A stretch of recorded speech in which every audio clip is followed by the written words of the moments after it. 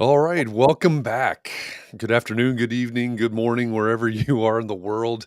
The EntreArchitect Community Annual Meeting is coming up November 1st through 3rd in Austin, Texas. So today I wanted to continue to give you a chance to hear from the fantastic lineup of speakers that will really make this a must-attend conference. So you got to join us down there in Austin, Texas. If you haven't heard about it before, it's called the EntreArchitect Community Annual Meeting, and it is the business conference for entrepreneur architects. In fact, it's the first ever live conference that's dedicated just to you, just to small firm entrepreneur architects. I started this live stream series a little over a month ago, maybe going on 2 months ago now, to introduce to you all of the speakers. And now I'm bringing them all back to give you a little bit of a teaser about their talks. So, hi. If we've never met before, my name's Jeff. I'm the Vice President of Community Development at EntreArchitect. It's the largest worldwide community of entrepreneur architects. And I'm also the host of Context and Clarity Live. Speaking of Context and Clarity Live, to continue our series today, I'm joined by a two-time Context and Clarity alum. In fact, he was just on last week. So I think we're moving in together or something at this point. I'm not sure. He's I better he's also tell my family. yeah. Well, you can move in over here. I know. Okay. I know you're kind of working on some stuff there. He's also someone who I've followed for a long time and become friends with, and someone that I really respect in terms of their work and their everything that they do. So let me introduce to you Evan Troxel. Evan is the host of the podcast Troxel, that's TRXL, and co-host of the Arca Speak podcast. He's also the architectural community director for the TECT app, that's TECT, and he fittingly will present a talk about disruptive technologies at the EntreArchitect Community Annual Meeting. So let's meet Evan. Welcome back. Thanks for joining me today. Thanks for having me. Great to be here. As you said, it's been a while. Yeah. Yeah, it's been a minute. I think we hit end and then we just started it right back up. So here you are. It's fantastic. I know that some in the audience, whether they're live now or watching the replay later, were not able to catch either Context and Clarity last week or the last time that we did the Meet the Speaker series. So why don't you give us a quick recap of who you are, what you do, why you do it, that type of thing. Yeah, so I'm an architect and I live in Southern California, and I've got 4 teenagers and a day job and 3 podcasts and other things that I like to do. So very busy and slightly disorganized, I think sometimes. But my passion is in the people behind the profession, behind the technology that I'm so interested in kind of exposing to the profession, because that passion exists for a reason. Whether you're on the old school architect side, the new school architect side, the technology or architect adjacent side, there's some amazing people there. So as the community director at TECT for the architecture community, my goal there is really to just listen to what architects really want. And we're trying to bridge the gap between design professionals and building product manufacturers, people to people. So I think we're all kind of overwhelmed with the amount of data sources that are out there, directories and repositories and all that stuff, with lots of places we could get information from. We think the shortest path for real wisdom is person to person. So that's what we do at TECT. And TECT is really attempting to shift the paradigm and create a new piece of infrastructure for the building industry that hasn't existed before. With all the digitization that's going on out there, there's a lot of important components that are already in place and just underutilized and underleveraged. So as a community director, talking to architects there, that's really my passion, is connecting people. That's also kind of my goal with the podcasts that I do and the information, the long form conversations that we share on those. So Arca Speak's been going on for about 10 years. We're in our 10th year. that's an ongoing conversation between Cormac Phelan, who's a East Coast architect, and myself. And audience ranges from students all the way to, the gray hair architects who are still slumped over the drafting board in their home studio. And the other podcast, Troxel, is really about the coevolution of architecture and technology, how they're kind of pushing and pulling and on each other, and watching how that unfolds, and really talking about the evolution of the profession and how technology is seriously shifting that, whether architects like it or not. And some do, and some definitely don't, right? So it's really about just kind of putting these amazing conversations, amazing people out into a larger audience to really continue those conversations, and just be aware of what's going on. Again, whether we like it or not, it's happening. Yeah. And then the last one is with TECT. We produce a show called the Peopleverse, and the Peopleverse is all about breaking down those barriers that I discussed earlier. And the idea there is to expose people from both sides to show what the value is in the people on both sides, which really reinforces our mission to connect those people. So I think that's probably more than enough to go off of, but that's where I'm coming from today. So, I was thinking, you said four teenagers, three podcasts, and then I started wondering, wow, does he have some technology that gives him 26 or 27 hours a day? Right. Because I'm not sure how you fit all of that in It's there. called automation, Jeff. Yeah. I automate as much of it as I can. That's Yes. good. That's Yeah. good. You were talking about the fact that some architects are embracing technology, some are not. It scares them. And I was talking with our context and clarity team this morning with Mark R. LePage and Catherine McPhail, and Mark asked about my MArch Pro Practice class, because we do a project in there. They have to pitch a business idea in a sentence, and we were talking about technology. And I said that they're mid to late 20 somethings, and they have a degree. They're working on a master's degree, and not a single one of them is afraid of the technology.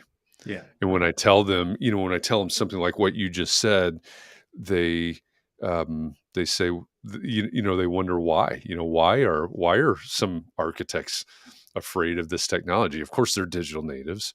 Yeah. Um, Exactly. but they embrace the technology as, hey, this allows me to do this. This is a tool. This gives me more room to be creative. All of these types of things. So it's interesting to teach in that world. To have that juxtaposition of being in that world, and Yeah. then also obviously firmly rooted in the EntreArchitect community and the entrepreneur community, where the reality is exactly as you just described it. So Yeah. Yeah, there's two things. This comes up a lot when you listen to what I say, but there's two things that architects hate, right? There's the way things are and change. And yeah, we are so stuck in the middle of that there's so many things that you just said. Sweet use of the word juxtaposition, a little Arca Speak there.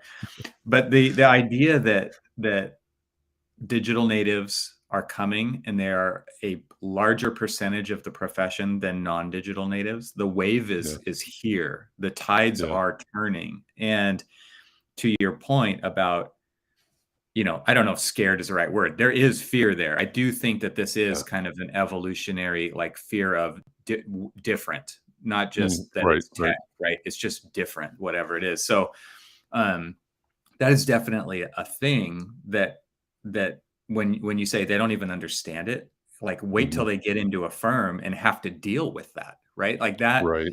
that is a legitimate Yeah, argument every single day, is like, why yeah, do we have to constantly keep up with this technology? It's always changing. And then you get the digital natives who are like, well, of course it is. Like, my phone is updating every moment in my pocket, right? Like, yeah, and it's like they don't speak the same language, right? And so, as a Gen Xer in the middle yep, of the entitlement generations, let's just say that, like, I have to be the arbiter of communication and vocabulary and understand all sides, because there's legitimate arguments on all sides there. Right. And Right. how do we navigate that in a profession that has 5 or 6 generations operating in it at the same time?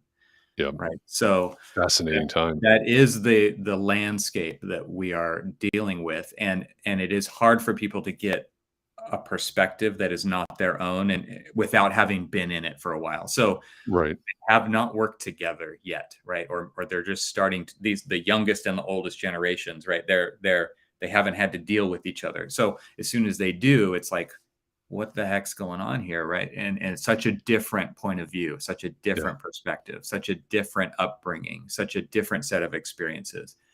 So there's this, we're trying to hang on for dear life and maintain, and then there's this other one who's like, burn it down, start over, right? So it is a very wide ranging landscape that we see in the profession of architecture.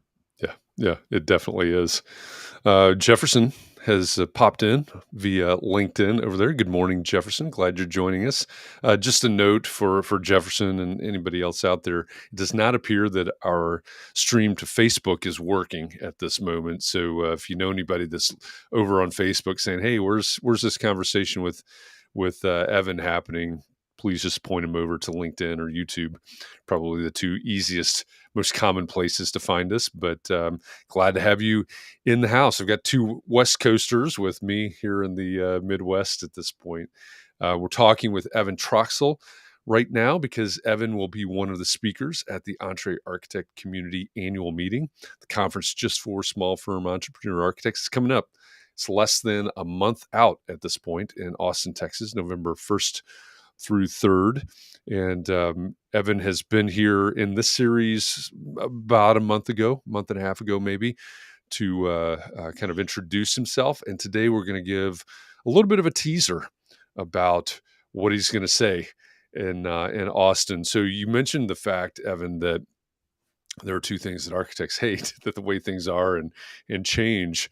Um, is that what you're going to talk about, or is that the sort of the preamble to your talk? Yeah, there's definitely like some table setting that happens, right? Yeah, So that we understand the context of all of this as far as technology goes, yeah, because I am going to be talking about disruptive technology, and that alone could trigger somebody, right? That, just that idea. And then there's sure, other ones yeah, who are like, heck yeah, let's do this, right? So um, there's you're going to get a range of emotion immediately, I think, in the room, depending on who you are and where you're coming from. sure, And really kind of just setting the table as far as the 5 generations, the demographics, where do we sit as an industry as far as digitization goes?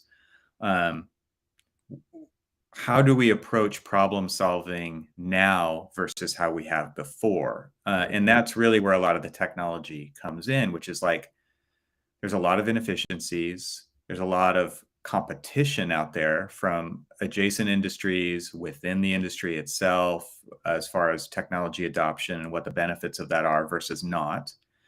And so, like, kind of just taking all that in, but really saying, like, this is here whether we like it or not, right? Like, this is happening, and there right, is a lot of pressure from people who buy architecture, right? People mhm, who pay for our services as architects for better ways to work, that's being driven by those owners, by those clients, right? And so, even if you're not going to adopt it, you need to be aware of it, and you need to be right, understanding of where the next generations, or the mindsets. Let's not even, it's not really an age thing. It's more of a mindset thing than right, anything, but where are they coming from? And how is it changing the landscape of what we do? And what are we going to do about it? Because one of my big overarching questions is, what do we owe the future of this profession? mm, I'm an older, like, I said, I'm a solidly Gen X. What am I doing to try to usher in the future of this profession? Because, like, I personally can't just idly sit and say, it's not my problem, I right, won't have to deal with this. Because if I did, I'm a parent. Like, I come at this from a perspective of being a parent. Like, I want my kids to know my experience so that they can elevate beyond that. And I want our profession to teach the younger generations or approach it in that way as well. Because if we don't, like, so do we not owe the future of this profession anything? Because maybe that there are definitely people who think like that. Like, it just, all that matters is me and my retirement and my projects, right? So I'm trying to kind of get beyond that and get us out of our silos and say, look, like, let's just talk, let's have these conversations. What do we owe the future? Does the profession deserve to exist? And if so, in what way? And does that mean it needs to exist exactly as it always has been or is right now? I don't think the answer is yes, because I don't think it will if Right. that's the case. So, um, you know, as far as the talk goes, there is some table setting up front to just say, like, look, here's the situation. Here's what's actually happening, and what are we going to do about it? And then there's definitely I have some answers. Like, I do have a twist in the story. I'm not going to give it away today, but it Thank you. has a lot to do with what I do personally, not to like, I'm not trying to brag or pat myself on the back there, but I think it's the most immediate path to addressing the issues that we have right now with what we have right now, and not having to think about adopting all that new stuff. Right. Because there's a huge gap between innovation and adoption, Right. especially in the profession. So how do we start to close that gap? And I do have some meaty stuff to talk about there. Yeah. There's your cliffhanger. There it is. Yeah. Yeah, yeah, that's good. No, I think this is a really important talk, and we were talking before we went live about students and academia, um, I love the fact that going all the way back to talking about your podcast, the Arca Speak, which is a good reminder for all the students out there. It's Arca Speak is all about what it's like to work in the profession. Yep. And over Yeah. 10 years, that conversation has evolved a little bit. Right. The voices in the conversation have evolved slightly as well, but Totally. I actually had somebody say, I started back at episode 1. This was just like a few years ago, right? And they said, I started and I listened, and he's like, you've changed your mind on some stuff. And I'm like, how could I not? It was funny because it was like coming from a place of, like, you've always known everything. I guess no, it's impossible, right? So as we evolve, so do our ideas and our commentary and our thoughts on those things. So I thought that was just kind of a funny story that came out of somebody who did kind of take in the whole catalog. yeah, that's a good lesson for, I think, for where we are in time, right? There are a lot of people, myself included, creating a lot of content, and when you listen to episode 78, that's a snapshot in time. Yes, And then exactly. when you listen to episode 136, that's a snapshot in time. And a lot has changed between 78 and 136. So Yeah. it's Yep. good. Got Barry Reed joining us from Scotland. Daniel Stewart, hi to both of you. Barry says, interesting points for discussion. I'll catch up with you guys when you do the EntreArchitect Scottish tour. All Sign right, me I'm up. in. Sign me up. I'm Never in. been. Let's go. I would love to go. Yeah. All right, everybody get on the bus. We're headed to Scotland. As long as it transitions to air or sea travel at some point, I'll be good. Yeah, I think we're going Not the to bus. do a transporter room type thing. Mm. That's good. It's great to have all of you there in the audience again, whether live or in the future. And again, apologies, our stream to Facebook is not working at this point, so we'll have to work on that tech here coming up. But we're talking with Evan Troxel right now because in a few short weeks, he's going to be one of the speakers at the EntreArchitect Community Annual Meeting, November 1st through 3rd in Austin, Texas. We've gotten a little bit of a preview of what he's going to talk about. There's a cliffhanger. He's building the suspense. He's not giving it all away. So you've got to join us in Austin to hear the whole story, to get the plot twist and get the punchline and everything else. If you want to know more, if you need to know more about it, go to smallfirmconference.com. There you can find out all about the speakers. You can find out about the venue. You can register from that page as well. And I think it's important to point out, and I know I failed to do this in several of these conversations, but when you go to the conference, you do not have to decide, do I want to go listen to Evan talk or do I want to go hear Elaine talk at the same time? It's a single track. Everybody gets to immerse themselves in each of the speakers and each of the activities and each of the talks. And then we wrap that one up and we go have tacos or whatever it is. And then we move on to the next activity. So I really love the way the conference is designed and laid out. You don't have to sacrifice one talk or one speaker for another. You get the benefit of all of it, and we get to spend a few days together really learning how to build a strong business and practice in our own way. So smallfirmconference.com is the place to go for more information. Evan, I really think that, especially in a single track conference like this, I think it's important for people to really be intentional about showing up for Evan's talk and showing up. Yesterday, I talked with Evelyn Lee. She and Janine Chastain, the co-hosts of Practice Disruptive. They'll have a talk as well. So I think it's important for people to be intentional about showing up for their talk. So one question I like to ask everybody is, what's something that I can do to prepare myself, whether it's a mindset thing or just, whatever it is, prepare myself to be intentional, to immerse myself in what you're going to talk about? Yeah, if I had to pick one thing to set an intention around for this talk, would be that I would love it if you could get out of your own silo for this talk and really think about it as working on the profession rather than working in the practice, because it does take a community of professionals to move the profession forward. And if we're always just concerned about what's in this talk for me, what's in this talk for my business today, for my bottom line, I think we're going to miss the forest for the trees here. Because there aren't enough of us working on the profession, as though compared to the numbers of the people who are just thinking about it. And I get it. Like that's your daily bread.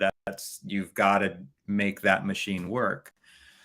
I'm hoping that for this hour that we'll be able to look beyond that and really come together. And I think a lot of people, when they think about emerging or disruptive technologies in architecture, it's like, okay, I'm going to see eye candy. I'm going to see things that are really cool, but they don't really apply to me because I'm not on the bleeding edge. I'm not on the cutting edge. I'm not even anywhere near the edge, right? It depends who you are. But that's not the point. The point is to say, like, look, this stuff is happening no matter what. It is pushing the evolution of our profession. What can we get excited about here? And how can we leverage it together to understand that it isn't just about me, that we are at some level in this together? So set your intention to just have a wide perspective beyond yourself, your small firm, your business, your group of people that you commonly talk about business strategy with. And let's think about this as a bigger thing than just we can be ourselves. Yeah, I love that. The things that I'm thinking about all the time, especially with the students in my class, many of them are doing technology related projects. And I want to know, what is this project? What is this technology that you're talking about? What is that going to do to increase the value of an architect? From that, from the 30,000-foot level. Maybe it makes your firm more competitive, et cetera, but what is it going to do to show the public, to show clients, prospective clients, hey, there's more here in this equation. There's more that architects can do. There's more value that architects bring to the table than I thought that they did. Or something new, it's new value, something like that. So I love that. I love what you're saying there. So there you have it. There it Evan is. Troxel. He is an architect. He's a technologist. He's a podcast host. He's the architectural community director at TECT, TECT, the TECT app, at the EntreArchitect Community Annual Meeting in Austin, Texas, November 1st through 3rd. He'll deliver a talk titled Disruptive Technologies in Architecture. And you, if you're an architect who wants to learn to build a business that allows you to practice in your own way, or maybe you're the employee of a firm and you'd like to bring this information back to your firm, or you aspire to start a practice or build a practice and do it your own way, go over to smallfirmconference.com for more information about the conference. The URL is in the bottom left of your screen right now, smallfirmconference.com. Again, it's the first ever live conference that's dedicated just to you, just to the small firm entrepreneur architect. Check it out. I promise that you won't be disappointed. If nothing else, you get to meet Evan Troxel. Maybe he'll even sign an autograph for you. I might have some Arca Speak stickers or something. Awesome. some merch. Some merch. I can't quite reach it, but I've got a TECT sticker over here too. Nice. Evan, thanks a lot. I always appreciate these conversations, appreciate you coming on, and I'm looking forward to seeing you again in Austin, Texas in just a few Likewise. weeks. Yeah, Appreciate absolutely. it, Jeff. This has been fun. And just kind of talking about the high level stuff here. I'm so excited to deliver the information and have a conversation. Like, this is not by any means a one-way thing. This is definitely deliberately designed to inspire and provoke conversation. I think a lot of times this kind of stuff does leave people a little bit speechless, but let's let the gears turn and let it marinate a little bit and continue these conversations, because they're important to the future of the profession. Yeah, I love that. And that's a great point too, in relation to the structure of this, or the format of this conference. It will be an intimate setting, and so there'll be plenty of opportunity for actual conversations. It's not like a lot of big conferences where, hey, here's somebody up on stage and I'll never be able to connect with that person. Like I said earlier, we're gonna be immersed in this together, and so I too am looking forward to lots of fantastic conversations happening um, over the 3 days or 2.5 days of this conference. So join us in Austin. Smallfirmconference.com is where you find more information. Thanks for joining us here live. Thanks for watching this in the future as you watch the recording, and hope that we'll see you soon in Austin, Texas. Thanks, Evan. Thanks, Thank you. Jefferson, Daniel, Barry. Thank all of you. Have a great day, great evening. Barry, have a great, great evening or afternoon, I guess, still at this point for you over in Scotland. But everybody take care of yourselves, please. Be well, stay safe. We'll see you later. We'll probably have more of these talks lined up for next week. So check your calendars. We'll see you soon. Thanks, everybody.